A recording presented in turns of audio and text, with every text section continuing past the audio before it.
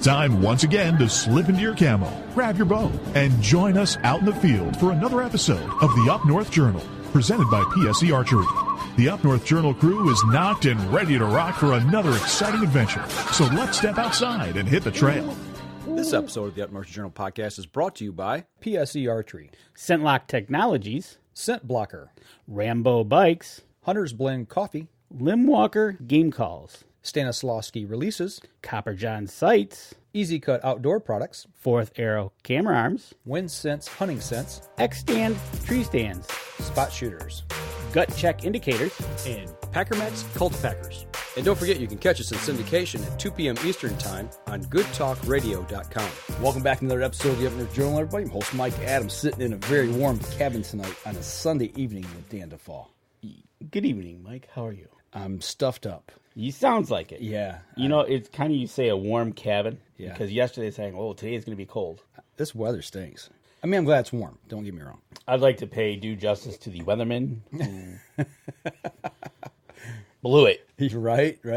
But what an interesting weekend. It has been very interesting as far as the weather goes. But speaking of warm, we got warm beverages tonight. Tell the good people what we got. You know what? There's nothing better to start off our show than with Hunter's Blend Coffee. And remember, if you go to huntersblendcoffee.com, and if you check out and use our promo code, capital UNJ, as you can see in the bottom right below my finger, left-hand part of the screen, you get an extra 10% off. That's right. So go check them out. Right now, I'm going through the black powder. And?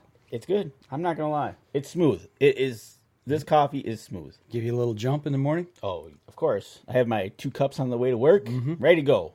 Right. Well, that's what I'm drinking tonight. Try to get my throat somewhat to where I can talk tonight. So good. But for those on the live stream, we do have a poll up.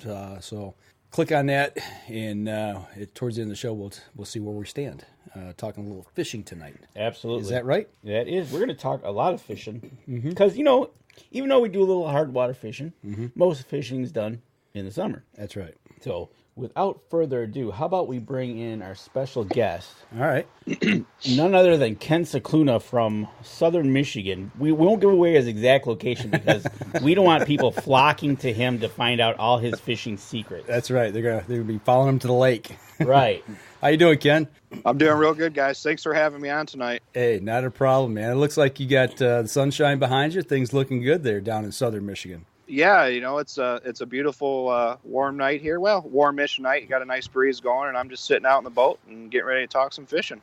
Right on. And before we get into talking to fishing, we want to let people know that we're also going to bring Ken on as an editor of the page, and he's going to join us, and he's going to be posting stuff from now until whenever, and then so look for him more on the page. Yeah, posting about his fishing, and when we get closer to hunting, about hunting. So welcome aboard, Ken. Yes, I'm really looking forward to that. I've followed you guys are one of the first outdoor podcast I ever listened to when I even discovered podcasts. So I've been a fan of the show for a long time, and I just appreciate the opportunity to help contribute. And I love this stuff, and I can sit and talk hunting and fishing for a long time. So really looking forward to it. Excellent. And why don't you give everybody a little bit of your background now? Tell us, married, not married, what you've been doing, how long you've been hunting, et cetera, et cetera. Yeah.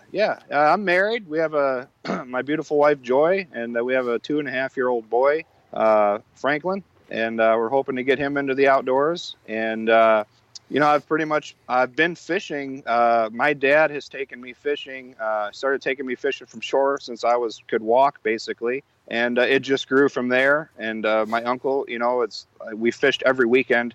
All spring and summer, and I had some uncles that bow hunted, and I got into hunting that way. And then, once I turned 18 and moved out of the house and started doing my own thing, it just really ramped up from there. And the next thing you knew, there's a boat, and I'm doing tournaments, and it's a real obsession. I'm primarily a bass fisherman now, but it wasn't that long ago where I just fished for everything. Anything that would bite, I wanted to fish for. And, right on. But right now I'm really, and I still like that, but right now I'm just really into I'm a competitive person by nature, and the bass tournaments, I just love it. It's forced me to become a better fisherman. I feel like the days of going out and getting skunked are over, and that's thanks to, forcing myself to fish against guys that are, a lot better than me. A lot of the guys I fish against, are so much better than me at figuring out these fish, and I go up against them week in and week out all summer long, and it's made a world of difference for me. That's awesome. Now, besides fishing, do a little hunting as well? Yeah. I am a whitetail fanatic. I always joke that, I'm just kind of bass fishing passes the time until hunting season. My real passion is bow hunting, is deer hunting. I think about deer hunting 24/7, 365. It's, like they always say, that it's always deer hunting season. That cannot be more true for me. I hunt a lot of public ground here in southern Michigan. I have a few private land spots as well. But yeah, I love deer hunting. Words really can't describe how much I love it. And I do some turkey hunting. I didn't get a chance to do too much of it this past season, but man, I love turkey hunting. It's a great pastime. I've been doing that for the past 7 or 8 years. But yeah, boy, do I ever love to bow hunt for deer. Yeah, I don't know what it is about bow hunting for deer. It's I'm the same way, man. It's the one thing that just drives me 365 days a year. Of course, if you guys listen to the show, everybody knows that, right? Yeah. You know, Ken, when did you get your start in hunting? Were you a younger kind of guy started in hunting, or were you a little older? Well, this is a little embarrassing to admit, but my mom and dad probably aren't watching, but my parents wouldn't allow me to hunt. They were anti-hunting. Okay. Interesting.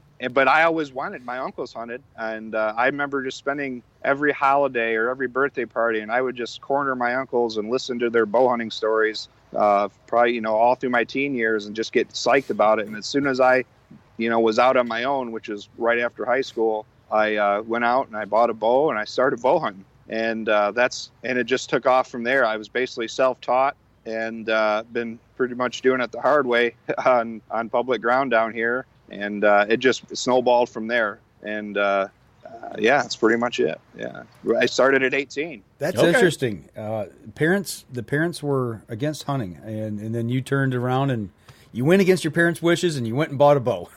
I did. Yeah, I knew I was. And it took me 3 years, and I finally shot my first deer with a bow on state ground. And boy, was that ever the best. That was the best feeling in the world. And then it really took off from there once I realized, hey, I can do this.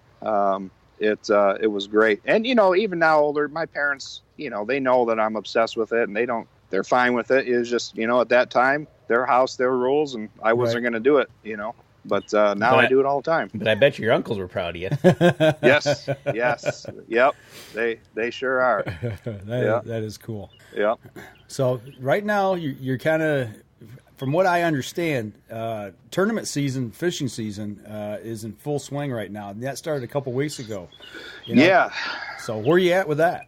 Well, I've catch and release bass fishing is now legal in Michigan, immediate release. So I've been out fishing on the water since April, but tournament fishing just started Memorial Day weekend, and I fished one Tuesday night event last Tuesday. Did not do well. Only caught one fish, and I was on Kent Lake over here in the Metro Park. That was a really tough tournament, but, that lake gets a lot of guys. It's a tough lake. It's very bipolar. You can have your best day ever in the world out there or your worst day ever. And I was right there with one fish. And I haven't been able to fish a Saturday event, which the Saturday events are 8-hour events. Mm-hmm. And I fish there's many different bass clubs here in southern Michigan. And I got one coming up this Saturday on the Portage chain. And everything's ramping up. I fish every Tuesday night. We go to a different lake each week, and they're 3-hour events from 6 to 9. I call them dog fights. And you go out there and you battle it out with the fish for 3 hours, and you bring back your 5 biggest, and you weigh them. And there's usually 1 or 2 payouts at least, sometimes 3 or 4, depending how many boats show up. And then the Saturday events are 8-hour events. And same thing, you bring back your 5 biggest fish and you weigh them, and it's a lot of fun. There's good camaraderie at the ramp. I've made a lot of new friends with the tournaments. For the most part, all the tournament guys are really good guys, and it's just been it's been a lot of fun. And like I said, it forces you to get better as a fisherman. Now, are you primarily? I mean, I should just show a couple photos there. Are you primarily a bass fisherman? Yeah, I'm primarily a bass fisherman. Like I said, I started out fishing for everything, but I'd say the past Oh, the past 5 years, I've been, 100% a bass fisherman. I do not have any interest in anything else right now at all. I've just fished for bass. Yep. Okay. That's awesome. And that's one of the things that, you've kind of turned into a specialty. Now, you're out bass fishing, but how often do you catch something other than a bass? Oh, yeah. I could talk about that, too. It's so funny. 10 years ago, if I were to catch a 30-inch northern pike, I would have been driving it around to all my buddies' house showing them. And now I get so aggravated when I catch a pike. If you want to become a good pike fisherman, start fishing for bass in the deep weeds in the lake. You will be a good pike fisherman. I mean, they're an annoyance, really. I'm usually not too impressed unless they're over 35. But man, we catch a lot of pike. See, and that's kind of funny you mentioned that about if it was over 30, you'd be parading it around. But now that you're primarily a one species fisherman, everybody looks at you and goes, "You're catching the wrong fish." Right. Yes. Oh man, especially when you set the hook and you're just like, oh, it feels like a good one, and then I can tell immediately. Usually a bass is going to start coming for the surface pretty quickly, and the bass will just dive, or the pike will dive, and a lot of times swim off to the side. And I usually know within the first 10 seconds it's a pike, and sure enough, they're hard to deal with on the boat. You waste time. They got all the hooks caught in them, and it's just a mess. So we catch a lot of pike. It's an annoyance, especially when you're in a tournament and there's money on the line. But when they get to be over 35 inches, I don't mind catching them. Right, exactly, and that's the thing. It's like, well, it's really a cool fish, but when you're in the midst of a tournament, you're working a 3-hour time zone. Quit wasting my time. Right. Yes. You want it gone. And you get one that's in that area. It's not just a quick reel into the boat usually, right? No, and you got to be careful because you almost a lot of times you have to net them because they're going they'll bite your line off. I mean, I use 50-pound braid, 65-pound braid. They cut through that like nothing. And, you got to be real careful with them because you don't want them to break your line. And then half the time you have to retie anyway because I always inspect my line after I catch pike to make sure they didn't nick it. And because, that you don't want that to cost you a bass down the road later in the day. And, it's a whole time consuming thing to catch them. I mean, I hate to sound like that because I know a lot of guys go out for pike. And that's great, but man, when you're in a bass tournament, it's the last fish you want to see. Right? Exactly. Really, yeah. Well, that's why I brought it up because I know yourself and hearing these other guys are, typically they'd be like, "Whoa, that's awesome," but no, I don't want it. Go away. Go away. Yes, and that's the thing. Like I was saying about tournaments, fish and bass tournaments, it has honestly, being on a boat, having a little bit of decent electronics. I really feel like it has made me a better all-around fisherman. Like, yeah, I target bass, but I feel so confident now. Like, if I wanted to go out and catch pike, I could do that. If I wanted to go out and catch a limit of bluegills or 15 to 20 bluegills in the heat of the summer, like, I know how to do that now. You can do it. So it's and then like you said, getting your primary ramping up for bass and everything. But but to get out in the water, you gotta get on your boat. But to do that, you gotta get your boat ready. So we're coming up to a break. How about when we come back? Let's start from the basics of your boat and work up to when you're heading out for the tournaments and talk about it. Awesome, sounds good. All right, we'll be right back after this.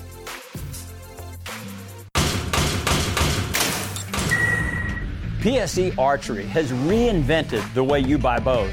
From now on, you can make the most educated decision possible by basing your bow choice specifically on your shooting needs and goals. All you need to do is ask yourself, what kind of shooter am I? What do I want to achieve? PSE will help find the right category for you. So, what kind of shooter are you? Find out at psearchery.com.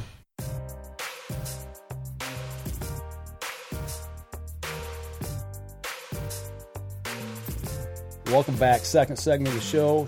Sitting here talking with Ken Scicluna down in southern Michigan. No, I'm not going to give away where he lives so you can follow him to his fishing hole. Exactly. But we are going to talk about when he is out on the water, he's got to be on a boat. Well, he's on his boat right now. I don't think he can walk out on on it right now, yeah. Yeah, he's sitting out there right now. I got a couple pictures of how he's got his boat set up. So, Ken, about coming, we'll start when it's nice and cold and there's a bunch of hard water out on Michigan, which could have been last week. But When do you start thinking about the boat, what you're going to do with the boat, when you're going to, break it out and get it ready? When does that start thinking in your mind? It's for me, just because I've been dealing with boats long enough to know that those marinas, because I always have my boat shrink wrapped and I have the marina winterize it and everything. So late February, I'm watching the weather close to see if there's going to be an early ice out. But even if there's not an early ice out, I'm usually taking the boat in to get the shrink wrap off and get the spring prep done. I want it in there the first week of March. That way I get it back usually within a week, no problem. I know the boat they make sure the motor is running fine, everything. And now, as April rolls on, they start getting really flooded big time. And I don't want to be waiting for my boat, especially in the month of May when the fishing's starting to get real hot. So I have it in there the first week of March. And, I get my boat back in a week, and I'm ready to go as soon as ice out hits. And what kind of boat is it? This is a 14.5-foot G3 aluminum. I have a 25-horse Yamaha on the back and a 45-pound thrust Minn Kota on the front. It's been a good boat. We've had it for 6 or 7 years now. I'm probably going to sell it this winter and buy an actual bass boat. I think the time has come for that. And but this boat is, it gets the job done. A little bit of a disadvantage because I can only go so fast and do so many things in it. But it's been a good little boat. It's got everything I need, live well, everything. Right, like you said, you got a 25 horse on the back of that. Yep. Oh, you got to at least increase to what, a 150, 250s on the back, like the big bass guys. Yeah, I'm looking for 150 minimum, but 200 would be preferred because I don't know if you guys have ever been on a bass boat on a 200 horsepower motor, but it's pretty awesome when you're up on plane. Yeah. They fly. They just flat out fly. Yes. And that's got to be the big thing, getting to the spots where you want to catch the fish at. The guys that get there first get first dibs. Yeah, exactly, especially in like a 3-hour tournament. In a 3-hour tournament, those guys can fish 10, 15 spots a night, which can help or hurt you. It's not necessarily a good thing, but it can help you in certain cases. In a 3-hour derby, I'm usually limited to 1 to 3 areas, so I really got to be on them and know what I'm doing right off the bat, or I'm kind of behind the 8 ball. But I'm not making excuses at all there. I've had my fair share of success in 3-hour tournaments. I'm just simply saying that I don't have that option to run every single good spot in the lake. I'm kind of committed. Right. Yeah. Now, the way you get your boat set up, is it set up basically for a 2-man tournament, 2-man in a boat?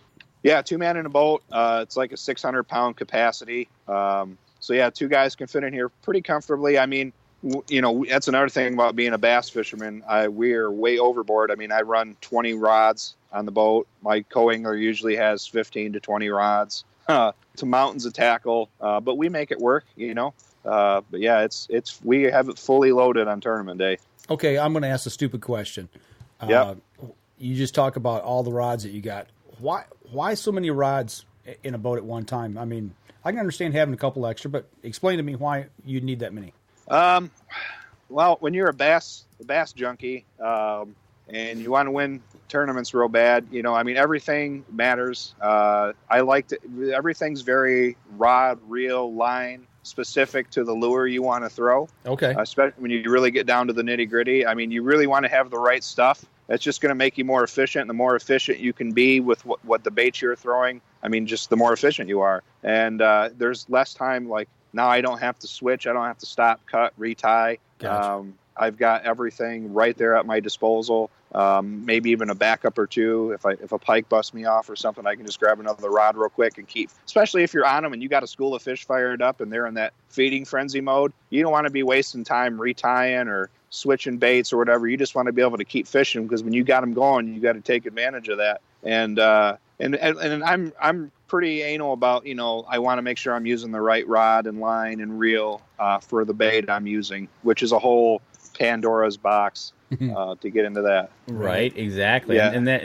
And like you said earlier, that you're in a 3-hour tournament, so those few added seconds to a minute of retying one rod to another, I think you're looking to use that as a extra cast or two. Yes, exactly. Yeah, it has helped before, and it's just, hey, who am I kidding? I love buying tackle. Right. I love looking down and seeing 20 rods on my boat. There you go. What kind of electronics you running on that boat? Now I run. I don't have anything fancy what I want, but I do have a Humminbird 598. I have all the goodies. I have side scan, down scan, GPS, the typical 3D sonar. So I have everything the other guys have. I just have a much smaller screen. The definition isn't as good. There's a lot of different features. What the stuff they're coming out with now is absolutely mind-blowing, incredible. But you're talking, some of them units are up to $2,000 just for one. And so it's pretty pricey. But this one I got, it gets the job done for me. And boy, I wish I had something nicer. But, really, like I said, it's got everything you need to do what you got to do out there. So I would like to have one on the front deck and one at the console. Right now, I just got one at my console. Okay, so let me ask you this: when you're out with on the boat with your partner, you're in a tournament. Yeah. Who gets the front of the boat and who gets the rear of the boat? I typically get the front of the boat, but I'm not there's been a lot of times where I have, there's enough room for the co-angler to come up here and fish on the front deck with me. Or if I'm on a lake where the co-angler knows what the deal is, I'll give the boat up in a heartbeat. Or there's been a couple times where I've fished with guys that are really the top echelon anglers that are really good. They just need a boat to fish on. I 100% give the boat up to them and let them do their thing because I want to watch them and learn what they're doing. I'd be more than happy to let someone like that run my boat. Just so I can learn, and I've had that opportunity a couple times. Oh, okay. I was just wondering who was kind of spying the electronics and wondering. Oh, no, so you mean like who's? Yeah, who's watching the electronics, and then obviously the guy in the back of the boat, right? Well, no, I turn the electronics and face it towards me because it rotates 360. And I just kind of tell the guy in the back, and the guys I fish with, I've been fishing with for a while now. So they know my spots. They know how I like to fish, which is typically out deep. I very rarely fish the shoreline. I'm usually out in the deeper grass, and they know what the deal is. I'm pretty good at telling them, like, okay, there's a patch of grass here or a flat here we're casting on. And if they want to look at it, I turn it around, they look at it. They know what's going on. Okay, yeah. I was just wondering if you're the captain of the boat, so you. Yeah, I mean, it's definitely good. Now, I will say this, and I learned this early on. Like, there definitely needs to be a captain in tournaments. I mean, it's a team effort, but like somebody has to have a plan and a purpose, and this is what we're doing. Now, if things start to fall apart, don't get me wrong, I will turn to what do you think? What are we going to do here once my plan falls apart? Or we'll kind of talk about it. If the other guy feels real strongly like, hey man, we should go run docks first thing this morning, we'll do that. I'm pretty easable. I'm not the type of guy that's going to be too arrogant and say my way or the highway, because like I said, actually the couple of the co-anglers I have, they are better fishermen than me, and they probably should be running the boat. And I'm not, I'm nowhere near in a position to, to be like that. But I try to have a plan and a direction in the morning, in the morning or in the evening when we go out, and try to stick to it. And with the boat, you got the trailer. Anything special about the trailer? No, just a lot of problems. Oh?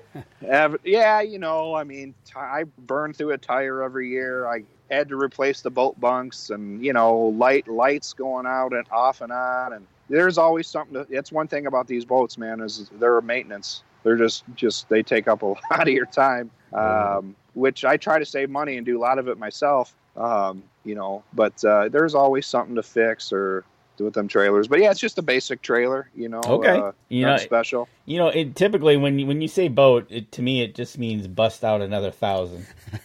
Yes. Which is no lie, correct? It's not a lie. Yeah, right. I've definitely. Yeah, I mean, I probably spent $1,000 in tires over 7 years. Right. Just in tires. I used to have a 19-foot, and it was like every year. After a while, it just got to the point. It was like, you know what? I've had enough of this. Had enough of this. Yes. Yep. So, but no, that's awesome. You got your boat, you got your trailer, everything's going good. Yeah. From there, we got to start talking about what do you get into for bait? Crankbaits. What do you like to use or anything like that? Well, let's go ahead and take a break right now. Okay. When we come back, let's talk a little bit about baits and how you run out there when you're out on the water. So sounds good. Okay, we're going to step outside and we'll be right back after this. PSE Archery has always dominated the speed category. Now, the most revolutionary cam system ever to hit the market has perfected the shooting experience. Introducing PSE's Evolve Cam System, featuring extremely high let-off capabilities and the smoothest draw cycle in history. No other cam system has ever delivered this level of total comfort and total control. Experience PSE. Experience performance. Third segment of the show. Okay, we went to break. We had to give him a second. He had to recharge the battery here, but we got him back on. He's back in the boat and up and running. So we're going to talk about baits. Yeah, what's your where do you start off with as far as, do you do the crankbait thing? You do the worms? Kind of let us know what you're doing. I do. I try to be very versatile and fish everything. And I have my strengths, but one of the most basic things I do when I'm in trouble, or if it's a post-frontal day and the fish aren't biting too good, and this is really a basic thing. A lot of people have seen it. It's no secret whatsoever. It's used a lot in the tournament scene too. It's just a worm, plastic worm, a straight tail, Senko type worm. You can rig it wacky style with the hook right through the middle. That's what I like to do. You can Texas rig it weightless or with a bullet weight that slides up and down the line. And sometimes what I've been doing lately, the past summer, is I got a little nail weight that you can buy, and you jam that up the back side of it, and you can fish it in deeper water, and you can fish it a little bit faster. So this is a go-to bait for a lot of bass fishermen, especially when the bite is tough. It's bailed me out many, many, many, many times in a tournament. And if you're just wanting to go out and catch some bass, this will do it. Even on the days they're biting, they're hammering it too. I mean, it's a great bait. It's pretty much good spring, summer, and fall. You can't go wrong with it. Colors? Straight. I like in our Michigan waters. It's always best to stay natural. Green pumpkin blue.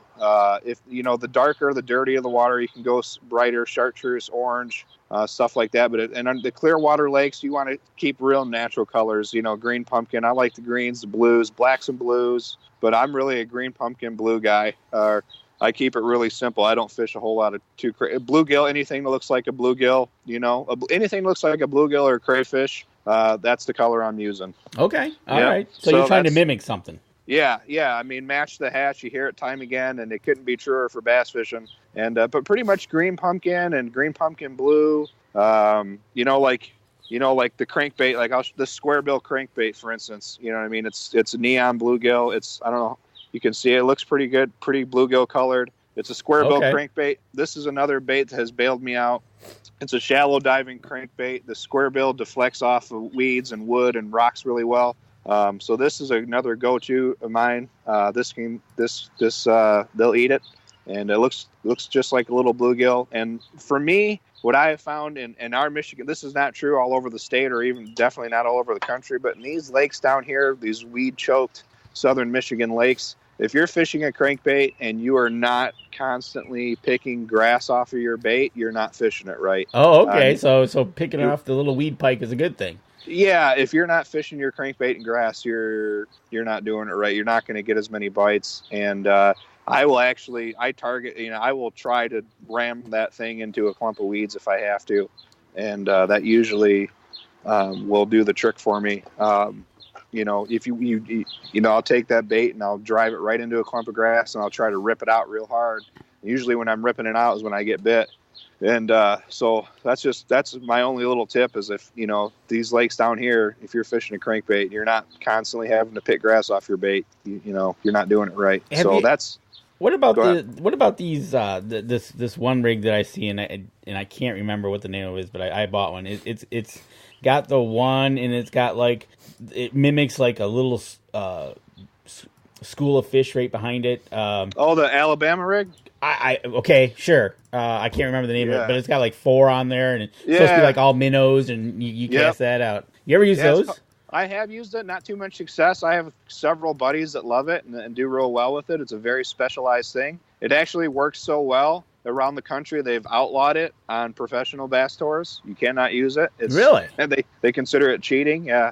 But yeah, it's called the Alabama rig. and it's very effective, especially on smallmouth up north. From what I've seen, I have not experienced that personally, but you can. It mimics a little mini school of emerald shiners or something like that up, especially up north. And there are many videos of Mark Zona fishing that thing all over the Grand Traverse area and just nailing giant smallmouth on it. It works on pike. I'll tell you that right now. Oh, I bet it does. It does. Up in the UP, it works on pike. I bet it does, yeah. So they have outlawed it. Something called Alabama. Imagine that. It's so good they couldn't stand it. Yeah, that's right. That's right. Alabama is like the mecca for bass fishing. So. That's right. One of them. Gunnersville. Gunnersville, yeah. I'm not too far from there is where I was born. Nice. So, that's the worm, the crankbait. Also another little bait. I don't know if you've ever heard of the drop shot rigging system. It's basically a little weight on the bottom, and then you have a hook tied about a foot or 15 inches above the weight, and the hook sticks out horizontally. And hold on, let me block this call. Okay, I'm back. And you got the hook sticking out horizontally, and you just use like a little minnow bait like that, and you just kind of it's a really finesse type of way to fish. It mimics a little worm or a little minnow, and it's called the drop shot. There's tons of YouTube videos, but this has bailed me out many times too. It's very finessey. You can fish it. When the fish are down on the bottom, they want something, not so flashy, just a little tiny piece of plastic like that. And I can't tell you how many 30-plus inch pike I've caught on this tiny little bait right here. A lot. Pike love that for some reason.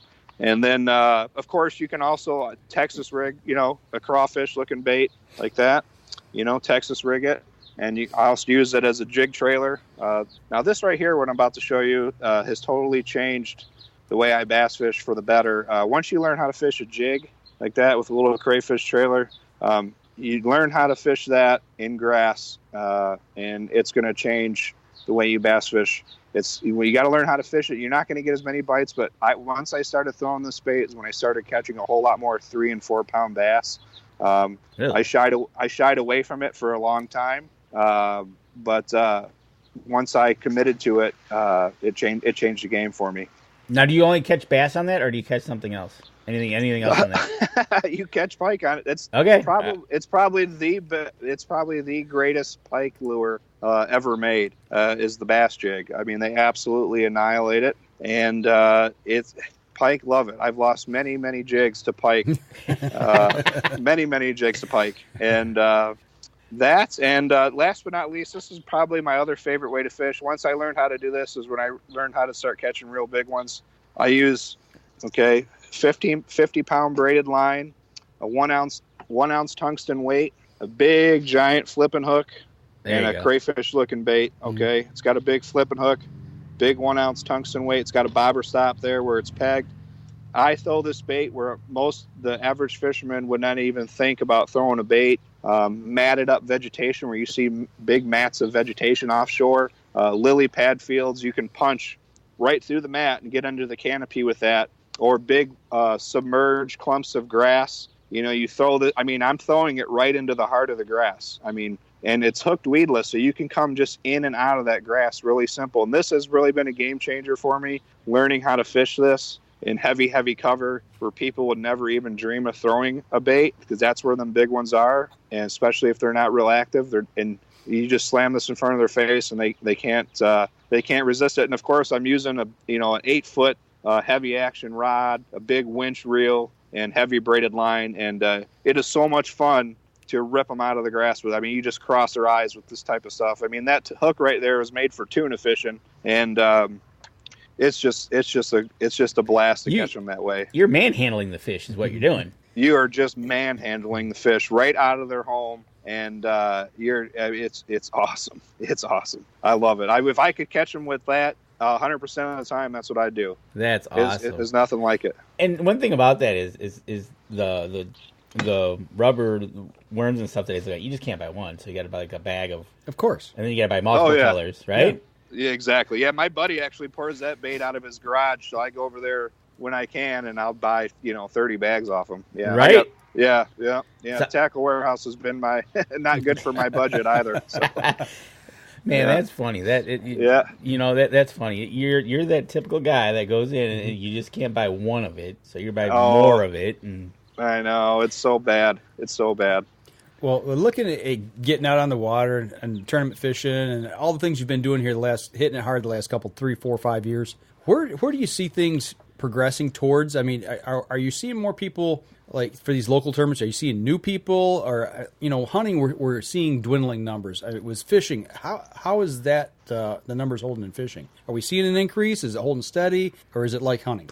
That's a great question, and honestly, bass fishing tournaments are exploding right now. The numbers are incredible, and it's mainly because of the high school. There's a lot of high school fishing teams now. The college, BASS and FLW do a lot with the college kids, college fishing teams. That is huge right now, especially down south. And here in Michigan, I got a buddy that fishes for Adrian. There's Western Michigan has a team. Michigan State has a team. The kids, the BASS and FLW has done a tremendous job of getting the youth involved. And we see, every tournament you see, there's a lot of youth getting involved in these tournaments. It's growing like crazy. Every year you see more and more boats, and it's really great to see because they have really secured the future of bass fishing with the high school. There's Heartland is state champs, and it's growing leaps and bounds, especially now that Major League Fishing has formed. Basically, I don't know if you guys know anything about that, but they've formed a whole other major fishing league where they took all the big stars out of BASS and went to another league. So that allowed a whole new wave of anglers to come up into BASS. The whole thing is growing really fast. I've seen a little bit of that on the Outdoor Channel.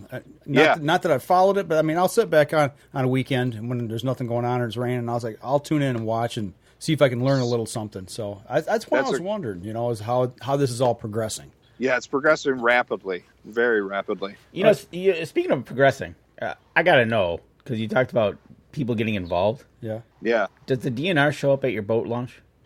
They don't come to the weigh-ins per se, but as much time as I spend on the water, I deal with the DNR or the sheriff multiple times a summer. I'm constantly stopped. So I'm always, I always make sure my fire extinguisher is good. I can grab my life jackets and my throwable flotation device immediately. Because that's what they want to see most of the time. They want to see your life jacket and they want to see that you haven't been drinking. And once they see those two things, they're on their way. Okay. And but they don't really come to the weigh-ins. Okay. I was just wondering if they, because once you think about it, you hear there's a tournament going on. Yeah. Well, do they bother you during a tournament when you're on a time schedule and you've only got so much time? Have you ever been stopped during a tournament? Oh yeah, I've been stopped during a tournament many times. But it's the law. Yeah, they're the law. They're law enforcement, and you do what they ask, and I deal with them, and they're all been really cool. Actually, they show them my license, and I say, hey, I'm in a bass tournament. And most of the time, once they hear you're in a bass tournament, they look at your license and let you go right away. They don't waste your time. That's cool. And and actually, all the bass tournaments in Michigan have to be registered with the DNR now. That's a new thing over the past couple of years.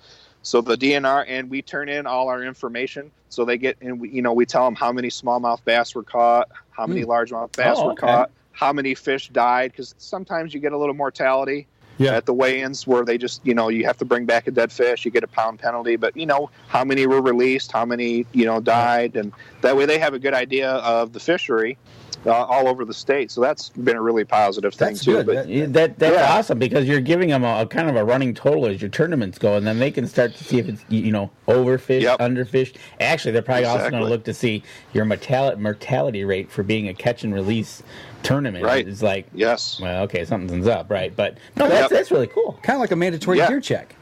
Oh, just. I had to throw that in there. Hey, you said that, not me. Had to throw that in there. Yeah.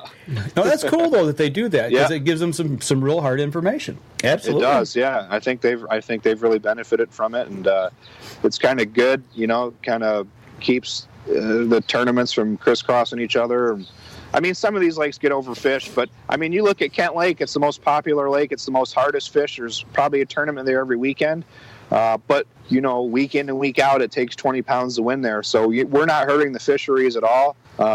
Even with all the chemicals and spray that the homeowners put into the lakes, killing the weeds, these fish seem to be finding a way. And the lakes are fishing stronger than ever. I mean, there are some lakes, it's cyclical, like Woodland Lake here in Brighton.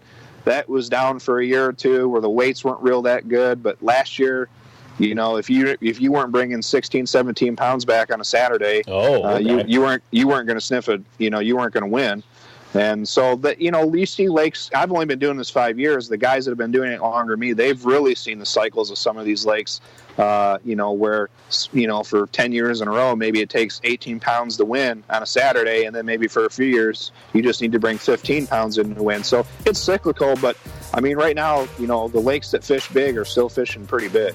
All right, cool. All right. You know what? We're coming up to our next break. How about we break off and we'll come back for our last segment of the show, and we'll see what we've got to talk about. All right, sounds good. We'll be right back after this.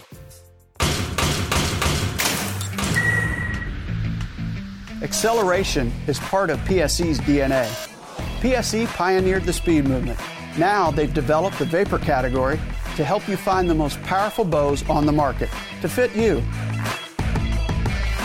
High speed equates to intense power and building the momentum you need to be successful. Are you a vapor shooter? Find out at psearchery.com.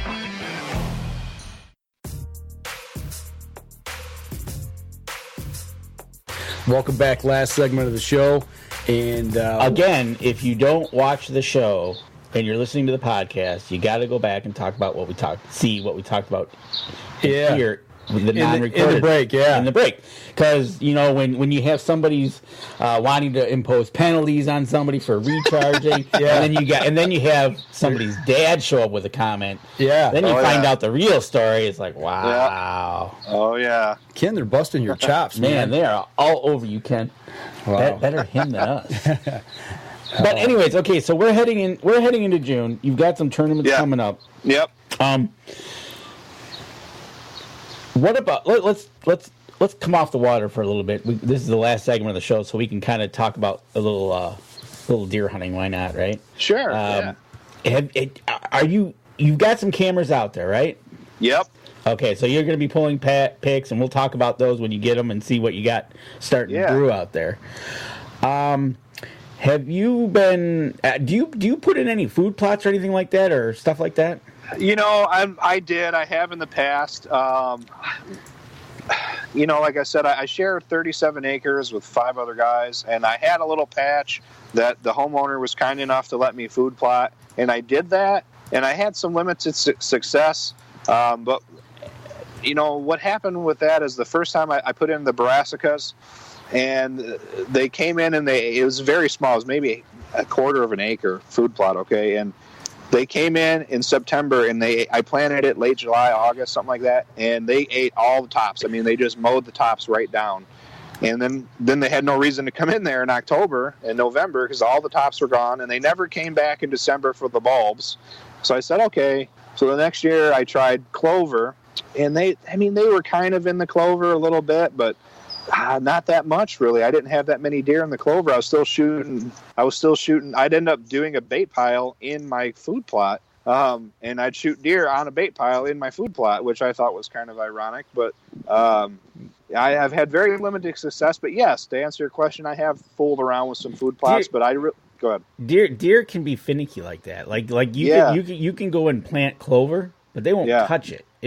I got that up at my place. It's seasonal. Yeah. It's very seasonal, especially brassicas, and his got exactly what happened to you. Oh, yeah, they get mowed down to nothing. So basically, if you don't put a fence around it, it ain't going to get up there to maturity, right? Right. And so, especially brassicas, I think the weather has to turn on it to the palate. You got to get the frost that pulls that sugars up into the leaves. Right. So, and the bait pile thing is that's kind of funny, too, because I used one year. Well, the UP you can use it this year. Down here you can't. Nope. Right. One year I used a bag. I got a bag of apples, which are typically red, but these were I think they were. I want to say green, maybe green or yellow. They didn't touch them. I don't know why. It was just one of those things. But you throw sugar beets out there, and they're out there eating them. Right. But yeah, so I just wonder if you were going to be planting this year, or you're going to not plant. No, I'm not. Last year I'm not, because I'm actually not hunting that spot anymore. that was kind of a more in the woods spot that I had a clearing. The past 2 years, I've really transitioned to hunting in swamps and really thick bedding area. I've really kind of 180'd my whole hunting style. Okay.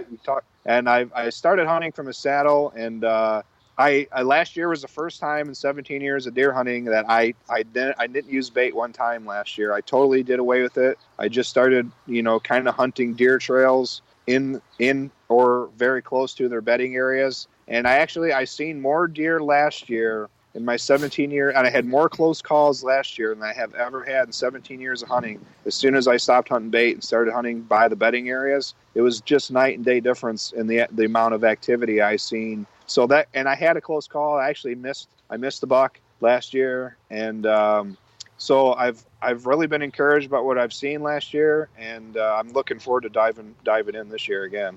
It's funny. You talk about the use of bait or not baiting. Up where we're at, we haven't been able to use bait since 2000, 2002. It's been a while. Whenever they outlawed it up in the northeast part of the state. And it forces you to hunt differently. It forces you, I think, to become a better hunter. Yes. Because you're not relying on the interaction of something pulling the deer in. You got to go find them, set up on them, and then try to make a shot. So.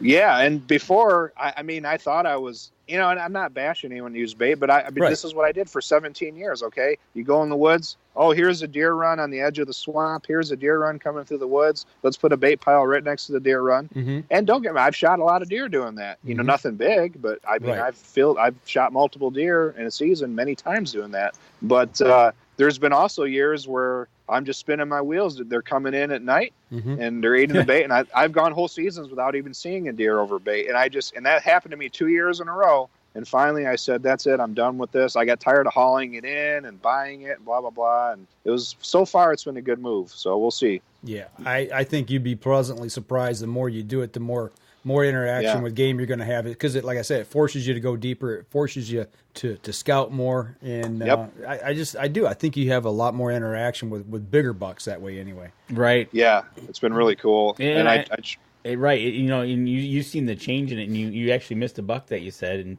and I think I know for myself the problem I usually have is probably exactly what you guys have as well. Is once it starts coming up and they find it, they chow. That's why I definitely throwing the rye down mm-hmm. to get that up to hide it.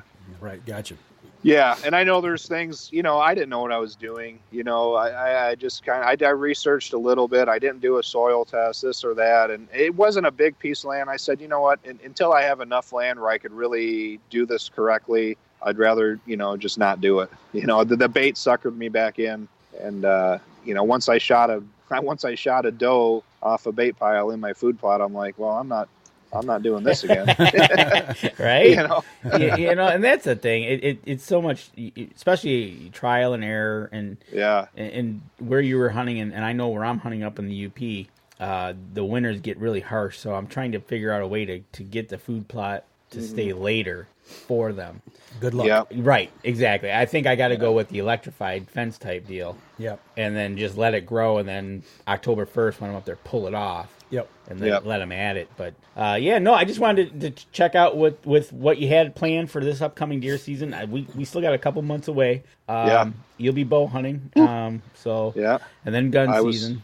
And I tell you what, I don't know about you guys, but, sometimes when I wake up real early in the morning in the summertime drinking coffee, boy, I get that itch for deer hunting. I don't know what it is, but it really overcame me the other day, and I spent the whole day thinking about hunting season. So I'm already, my wheels are already, even though I am talking about bass fishing, believe me, I cannot wait for deer hunting season. Absolutely. Well, speaking of deer hunting and bow hunting, do you shoot your bow a lot during this time of the year, or does the fishing take up most of that time?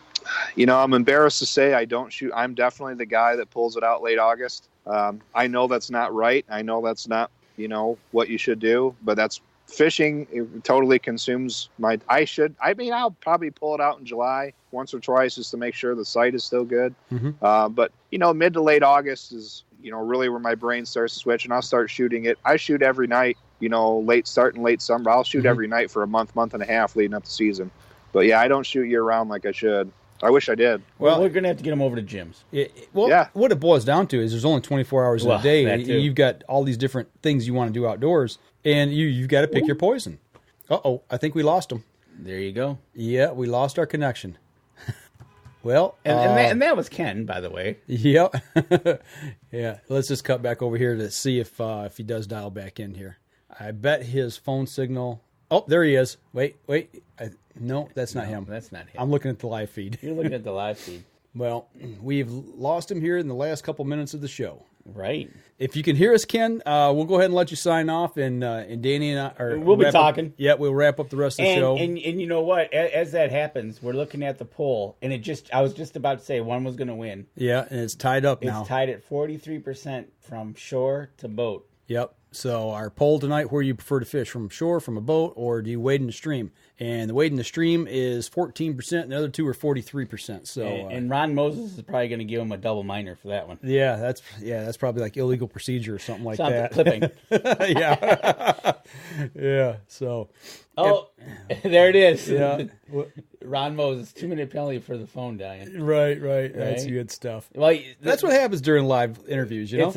And tell you the truth, Ron, having him on, he probably didn't know how much the Skype was going to drain his phone.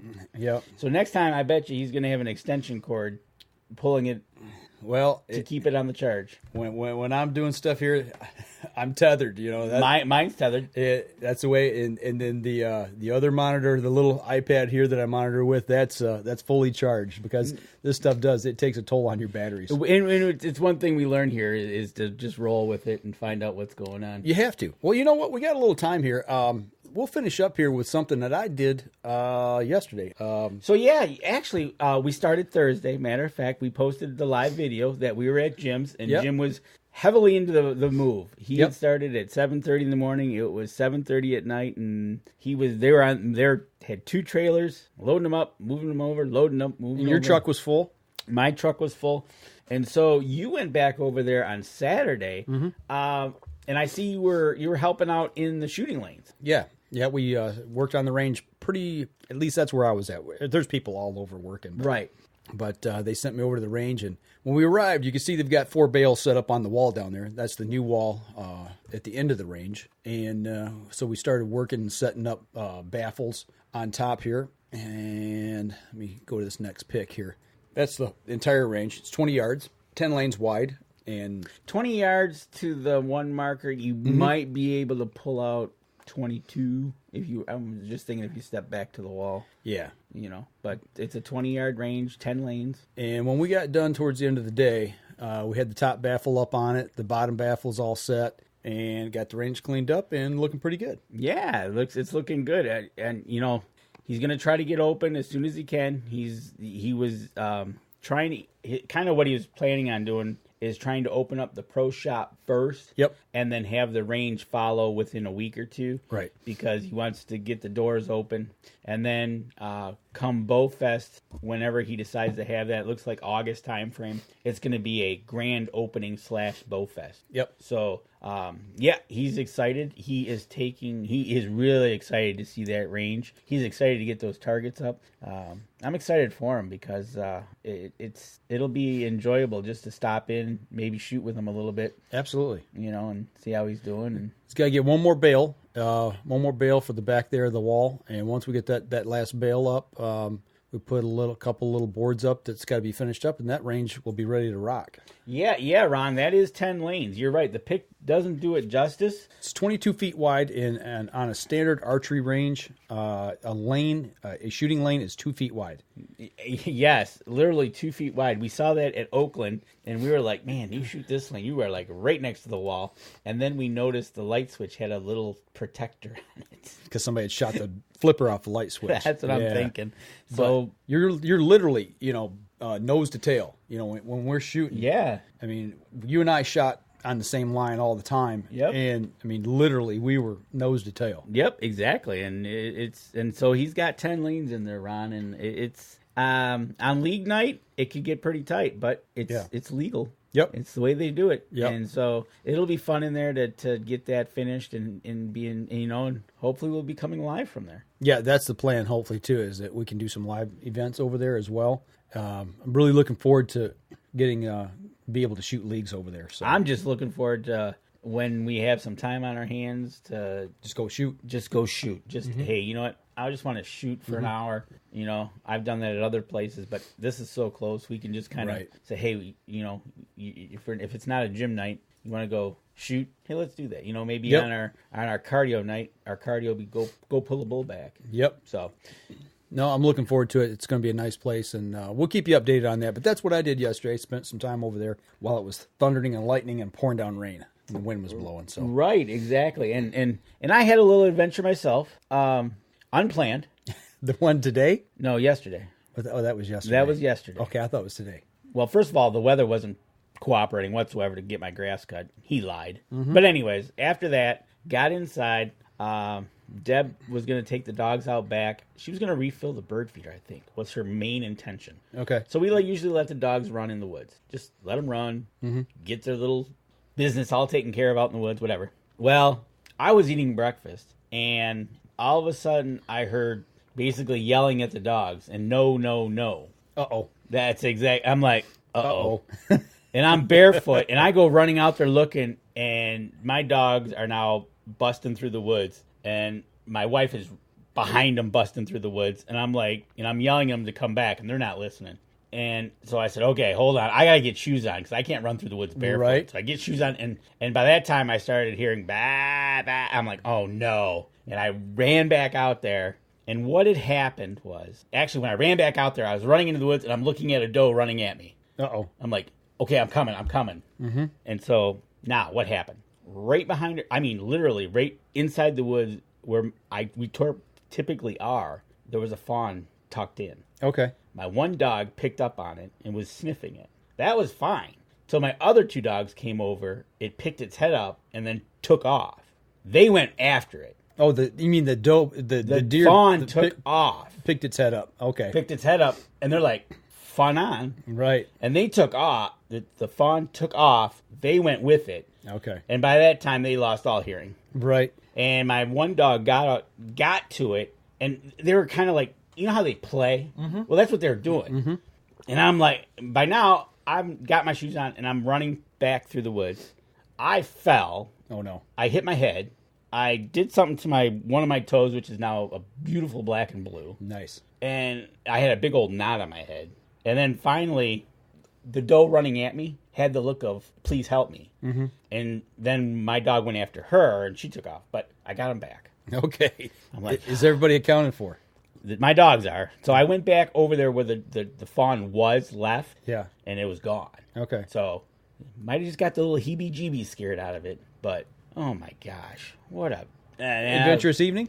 I was cussing out my dogs left and right. We're going to have a little retraining session this week. Okay. Of how to listen. And it's going to be electric collar. Yeah, all right. A little military style. Oh, huh? I'm going right to zap. It's funny listening to the story, but I can understand your frustration. You know, I mean, last thing you want is your dog's tearing off after a fawn. 19 years. I've seen fawns, but she's never put them that close. Right. And I mean, it was literally, and you know, right inside my woods right there. Right. Behind my house. Right. Literally was right behind where I put the boat. Yeah. Well, she knew it was safe. Right. You know? No, she doesn't Not anymore.